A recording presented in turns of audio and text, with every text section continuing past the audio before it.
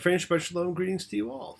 I bet you're all getting ready for the once-in-a-lifetime show, the solar eclipse coming on the 21st as the sun heads into Virgo. So this eclipse will kickstart healing. Virgo is about healing and about self-nurturing. And the new moon will actually also be entering Virgo, so it'll be about a time to look at things from a pure healing perspective. And so take this opportunity to heal the emotional and the physical sides of yourself. And I do have to say that I think solar eclipses are really cool. We see day turn into night as mid-afternoon becomes like twilight. The temperature drops. Birds, insects, animals all act differently. People do too, but of course people do all the time anyhow. They chase eclipses like they do tornadoes or other strange phenomena. In reality, eclipses are events which actually take place quite frequently, albeit in sometimes remote regions. Now, this is the first total eclipse in North America for 100 years. And of course, now with the internet, we never have to miss another one. And those of you who won't be on the path of it will be able to sit and simply click on the internet and watch the entire thing. Now, wherever you are, you will get a partial eclipse, but it's only along that, a band that goes across the states that you'll get the total eclipse. So enjoy whatever eclipse party or celebration you will be attending, and think about how you can connect to a higher energy of self-healing. And of course, it's when we reflect, when we think, when we meditate, contemplate, that is the time to come together and share spirit, share energy. It gives a fellowship. So as friends, as a chavura, a fellowship, a group, a gathering, let us all join together to express our nature of kindness, compassion, thoughts and feelings and hopes and dreams and wishes that unites us all. And we sure do need uniting, all of us. As we come together every week in this community house of spirit, Beth Ruach, house of spirit. So once again, please do go ahead and invite everybody you know, physically, psychically, emotionally, spiritually, to gather and share. From Psalm 133, the Hine Matov, come together right now.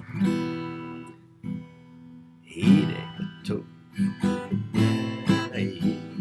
שתחים גם יחד, הנה מה טוב ומתי, שתחים גם יחד. How good, how pleasant it is for brothers and sisters together. Community, community, community. Together. All together now, my friends. As a community, let us all spread love, goodwill, and fellowship to the entire world.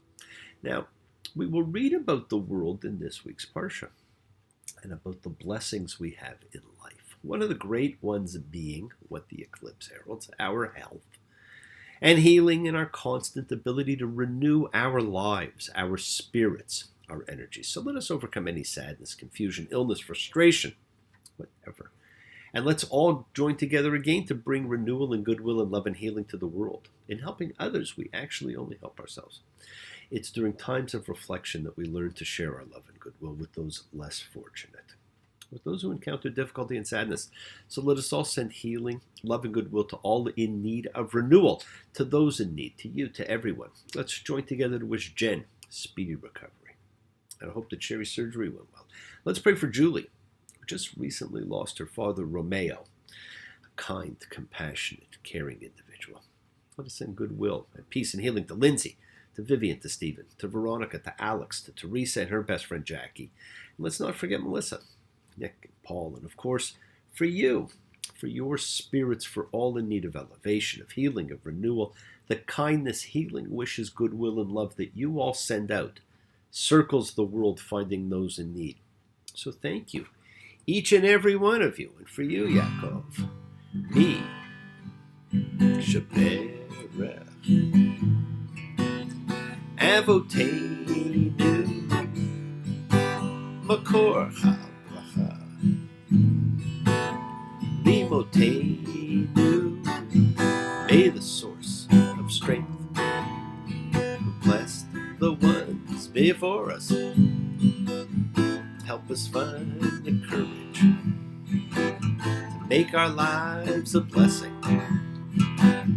The renewal of body, the renewal of spirit. Let us say, Amen. Misha Barak, let us all have our spirits renewed. And I didn't get to see my really good friend Michelle last week. I hope he had a fantastic trip. Anyhow, this week we open with a blessing and a curse. Re'esi. Now, it's a word we met a long time ago, and one which gave birth to Jacob's eldest son, Reuben. Reuben, see? A son. But this time it's not about children. This time, Re'esi is all about life. Deuteronomy 11:26. See, I set before you today blessing and curse. Now, for whatever reason, man tends to live in a world of opposites. You say yes. I say no. You say stop. And I say go, go, go. Oh, no.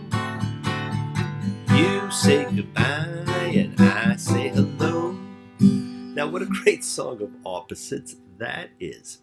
But yes, our world tends to be of two extremes, white and black, stop and go, good and bad, love and hate. Even Santa is held over us with the warning of whether we have been naughty or nice. It's a bipolar world, blessing and curse. And that's going to come up again later in Deuteronomy.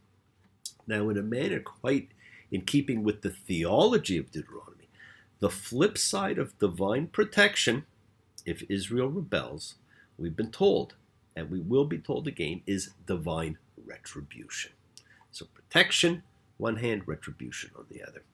What God does for Israel can easily turn into what God does to Israel. Deuteronomy is a book that's beautifully constructed in the stark opposition of these two concepts and the two mountains that we're going to be hearing about, because the book repeatedly stresses the forking alternatives of prosperity and disaster, depending on Israel's faithfulness to God's laws.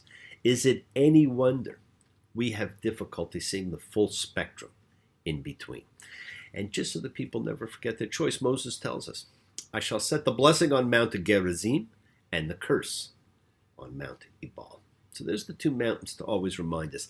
Now, this would be by putting stela up on each of the mountains, right? One on each one. And in keeping with the orientation to the east, Gerizim is on the favored right hand and Ebal on the suspect left. And Gerizim is covered with vegetation, whereas Ebal is desolate. It's not a very tough choice, is it? Now significant changes are actually taking place in this book. Ones you may not notice. Deuteronomy 12:5. But rather you shall inquire at the place that the Lord your God will choose from all your tribes to set his name there, to tent it, and you shall come there. Hamakom asher yivhar Hashem. Now the place that God will choose. It's a phrase repeated often enough. In fact, it's repeated at least 20 times throughout the book of Deuteronomy, with most of those occurrences in this parsha alone. This is now, my friends, whether you notice it or not, it is the centralization of religion. There are not to be temples of God all over the world or even all over Israel anymore. There's not to be sacrifices anywhere else. There is to only be one place. And we also see by the phrase, to set his name there, that gave rise to what has been called by scholars name theology. Because you see, they understood God can't be contained within the whole universe, let alone a building. So God causes his name to be contained in the structure. The divine name becomes almost a tangible entity for the people.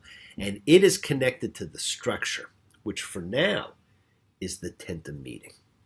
Now, ultimately, everything, the ark, the tent, all comes under the property of the temple. That's where the tabernacle ended up. So the temple became everything. Deuteronomy 12:11. Then it shall be the place that the Lord your God will choose to tent his name there. There you shall bring everything that I command you. Your burnt offerings and your sacrifices, your tithes and your hands' donation. Now, well, one can pray anywhere, right? We still can. A great many of the commandments can only be fulfilled at that one place.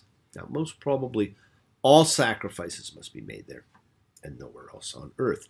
And that leads to some other changes, the first of which is we now get a recap of the kashrut rules. And for the first time, but for the third time mentioned in the Torah, the rule about boiling a kid in its mother's milk is mentioned, but this time it's connected to rules about food. Never was before, but still not as other than an end to a sentence. So it's not really connected fully. Prior to now, it was not part of the regular dietary laws at all. And while the emphasis on not eating blood is voiced several times, as it was earlier, there is a significant change regarding the eating of meat. Whereas once meat was connected to sacrifice and honoring life, here it says, if you want meat, kill and eat. Deuteronomy 12:22. You shall eat within your gates whatever your appetite's craving may be. Now, that's a huge change. Now, the verbal root of the words for both to slaughter and to sacrifice were the same. Because in ancient religion, the two acts were actually inseparable. But now that sacrifice at local shrines is abolished because it has to be centralized, some mechanism must be established to enable the Israelites to eat meat even when they cannot come to a central place of worship. So what follows are innovative regulations for the practice that the rabbis ultimately called shetat hulin, secular slaughter. Right, part of that, you know what, you wanted to eat meat, it was all based upon sacrifice. Now if you want to eat meat, go ahead, but it's now secular slaughter. Leviticus had told us that sacrifice is a sacred meal eaten in the presence of God. Animals' lives could not be taken in a thoughtless way. So instead of slaughter, one participates in holiness when one eats the meal. The meal then includes a component of reverence for the animal's life and the life of everything, and affirms a belief in the unity of God. This change is actually the beginning of huge differences. And we do not get any further clarification on what the prescribed animals are. Remember, no one really knows precisely what the listed animals that are allowed or not allowed actually translate to in totality. But if you are unsure, there appears to be a recoil from consuming land animals or birds that are predators or scavengers. Try and stay away from roadkill and dead animals. If you do those few things, land animals or birds that are predators or scavengers, roadkill, dead animals, if you just do those few things, you're probably pretty safe about whatever you want to eat. Now the Parsha again reminds us in Deuteronomy 13:1, and it's kind of there all by itself. Everything which I charge you, that you shall keep to do. You shall not add to it, you shall not subtract for it. It's a strange sentence to be just thrown in the middle of a Parsha. Unfortunately, already it's different. Things have been added. Things have been subtracted.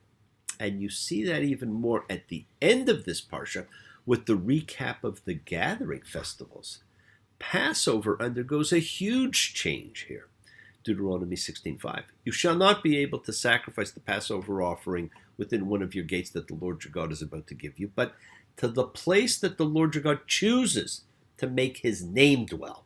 There shall you sacrifice the Passover offering in the evening as the sun comes down, the hour of your coming out of Egypt.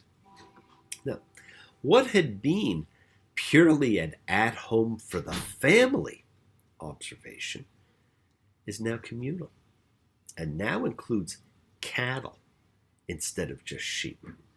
Passover, unlike other festivals, was specifically given as a home ritual. Each household sacrificed a paschal lamb, and at least in the earliest period, as a form of talisman, blood was probably smeared on the lintel. Now it's centralized, and friends, kind of buried in the middle, and a part recapping the Sabbath of the land, is one of the great lessons to all mankind. Deuteronomy 15:10, it is all about generosity.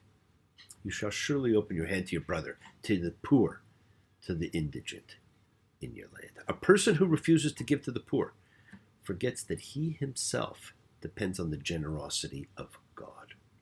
If we refuse to be generous when we see others in need, why should God help us when we're in need?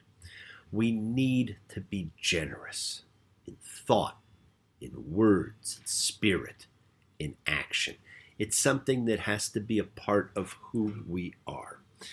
When you're down and out, and there seems no hope at all, but if you just believe there's no way we can fall, well, let's realize that a change can only come when we stand together as one. We are the world, we are the children, we are the ones who make a brighter day, so let's start giving. There's a choice we're making. We're saving our own lives. It's true, we'll make a better day. Just you and me. And it's true, friends, by generosity, we are saving our own lives. Now, way back in Teruma, or early March this year, we came across the idea of giving joyously and generously. Then it was for the construction of the house of God.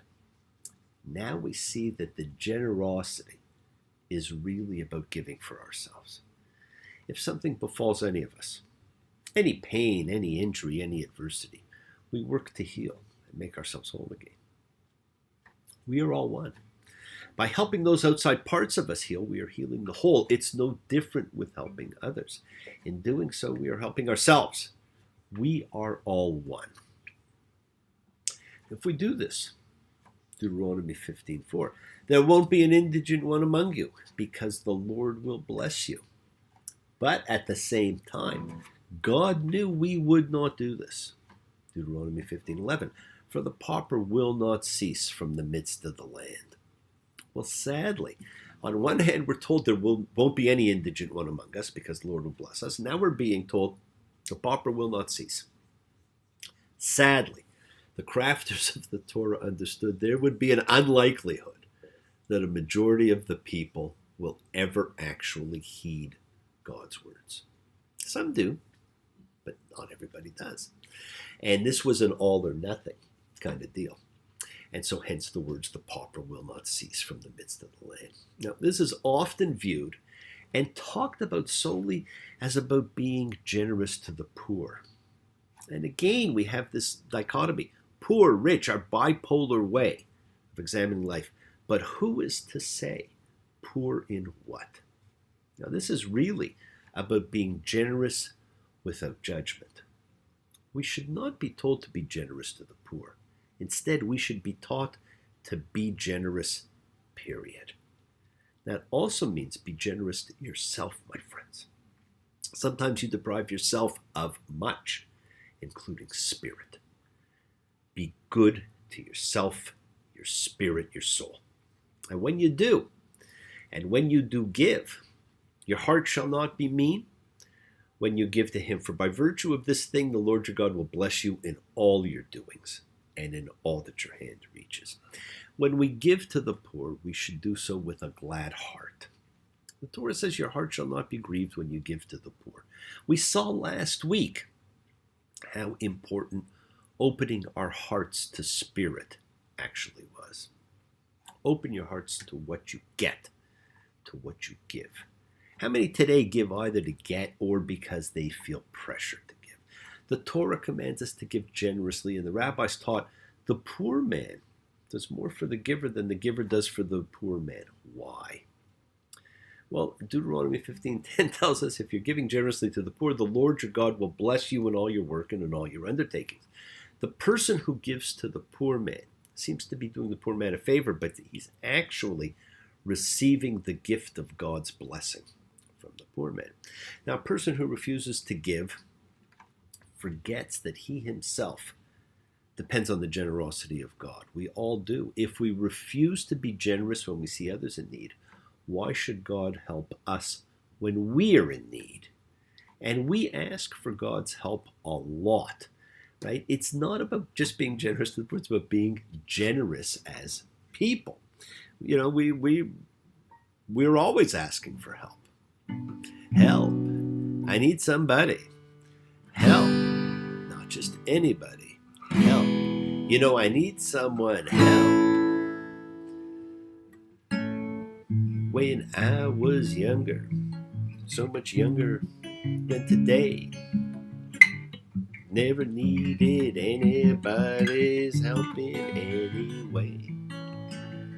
But now those days are gone, I'm not so self-assured. Now I find I've changed my mind, opened up the door. Help me if you can, I'm feeling down. And I do appreciate you being around. Help me get my feet back on the ground. Won't you please help me? We all want help, my friends, right? We all ask for help. You know, do you still ask God to help you every once in a while? I certainly do. Well, yes, the world is sacred. So is everything in it. Express your gratitude, light a candle, make a wish, celebrate your life and the lives of those you love. Share your feelings with them. Live free, be free, honor your freedom, be well, be happy, be blessed. Share and honor the light and all who live in the light and continue to shine. Continue to send everybody you know goodwill and love. Pray for peace and freedom for everyone, and end to terror and hatred. Remember, friends, we are a community. We learn together, we celebrate each other, we love each other. We share this ride together, men and women equally. Let's send out love, not fear. Send out peace, harmony, good healing to all who need it. Please do. Learn to forgive and learn to love. Open your hearts and honor the relationships of your life. Be generous with your love. Tell those you love that you love them. Take advantage of the time you have. Enjoy the journey. We take twists and turns in the patterns that weave through the fabric of our lives in our effort to grow, to learn, to be, to love. So please do love. God bless you all. Have a fantastic week, a week of love and light, a week of peace. Examine your intentions. Use them to imprint your will on the universe. Remember, we set in motion all that happens in our lives. Our intention, our cause, our effect, everything is linked. As I've said, you always have time to forgive and to be forgiven. You do have the knowledge of what is good and what is bad, so acknowledge what you've done wrong to yourself, to God, to any person you've wronged, and ask forgiveness. It's not a hard thing to do. Do so with sincerity, with accountability, vulnerability.